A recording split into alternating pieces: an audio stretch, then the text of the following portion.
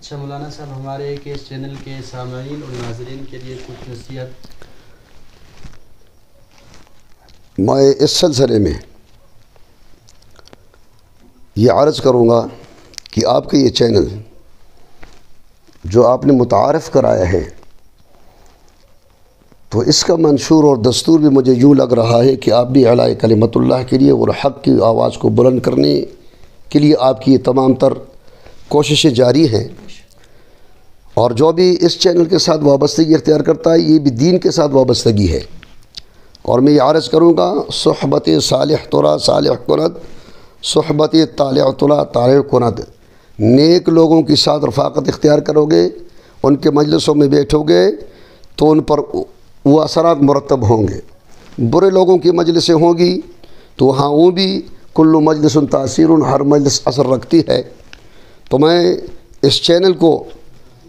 انتہائی خوشی کے ساتھ قبول کرتے ہوئے میرے لائے جو بھی خدمت ہو میں حاضر ہوں، اور میں تمام ناظرین سے یہ درخواست کروں گا کہ ہماری اسلامی چینل جتنی بھی ہیں ان میں سے ایک یہ چینل بھی ہے، لہٰذا انہی کے ساتھ ہم جوڑ رکھتے ہوئے ہم ایک عملی جہاد کے اندر جو ہے وہ آگے قدم بڑھا سکتے ہیں، چجائے کہ ایسے خرافات والوں کے ساتھ ہم جائیں اور ان کے ساتھ ہم کچھ ہم کلامی کریں، تو میں ایسے میں ذرا توہین سمجھتا ہوں کہ کسی ایسی مجلس میں جاؤں۔ اس لیے کہ یہاں ہمارے بیرکوڑ میں جو اسکول بنائے یہ ایک بہت بڑا ادارہ تھا، اور میرے وہ دوست تھے پرنسپل عبدالسلام صاحب مرحوم، اللہ رب العالمین ان کو آخرت کے اندر اعلیٰ درجات نصیب فرمائے، بہت میرے پیارے دوست تھے۔ لہٰذا یہ میٹنگیں ہوتی رہی، تو چونکہ اگرچہ وہ تنظیم کوئی غیر مسلم تھی، لیکن ایک دفعہ وہاں ہم اس میں آشیانہ ہوٹل مانسرہ میں تھے، تو وہاں پر ہمیں بھی دعوت دی اور پورے ضلع کی وہ سکول کے پرنسپل حضرات اور یہ خواتین بھی جمع تھی، تو مجھے تلاوت کے لیے بلایا گیا۔ تو میں نے جب ماحول کو دیکھا تو ماحول کچھ بے پردگی پہ وہ نظر آ رہا تھا، اور وہ عورتیں جو ہماری مسلمانوں کی ماں و بہنیں تھیں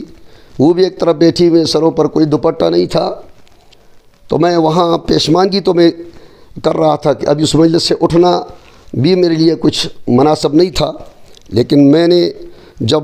اسٹیج سیکرٹری نے میرا نام لیا تلاوت کے لیے تو میں اسٹیج پر آیا، تو میں نے اللہ کے فضل و کرم سے اللہ نے میرے ذہن میں قرآن عظیم کی وہ آیت ڈالی، تو میں نے ان سے عرض کی میں تلاوت بھی کروں گا اور اس آیت کریمہ کا کچھ حصہ بھی تلاوت کروں گا کہ اللہ رب کریم نے فرمایا یا ایھا النبی قل لازواجک و بناتک ونساء المؤمنین یدنین علیہن من جلابیبہن۔ میں نے یہ آیت مبارکہ تلاوت کی اور اس کا ترجمہ، تو ہماری وہ خواتین جو وہاں پر اس مجلس میں بیٹھی ہوئی تھی،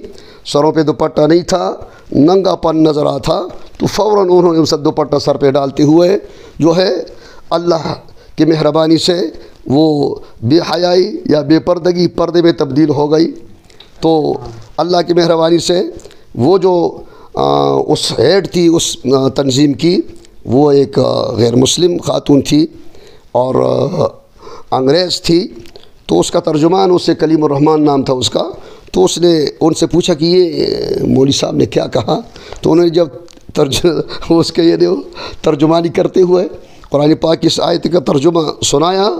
تو وہ بھی اس کے بعد جتنی مجالس ہماری تو وہ بھی باقاعدہ پردے میں آیا کرتی تھی، اچھا پردے والے لباس پہن کر آیا کرتی تھی۔ تو لہٰذا اگر ہم ایسے بھی حیا مجالس میں بھی چلے جائیں تو وہاں پر بھی ہم نے جرت کے ساتھ وہ حق کا افضل الجہاد کلمت حق عند سلطان جائر، ہم نے اس حق کی بات کے لینی چاہیے۔ تو لہٰذا میں آپ کا انتہائی مشکور ہوں کہ آپ نے جو قدم اٹھایا ہے یہ اعلاء کلمت اللہ کے لیے، اور یہ عملی جہاد ہے اس تناظر میں کہ پریس میڈیا اور الیکٹرانک میڈیا کے طور پر جو آج کل میں فیس بک چلتے ہیں، اگر اس میں ہمارے ایسے پروگرام نشر ہوں تو کم از کم باطل کو جواب مل سکتا ہے۔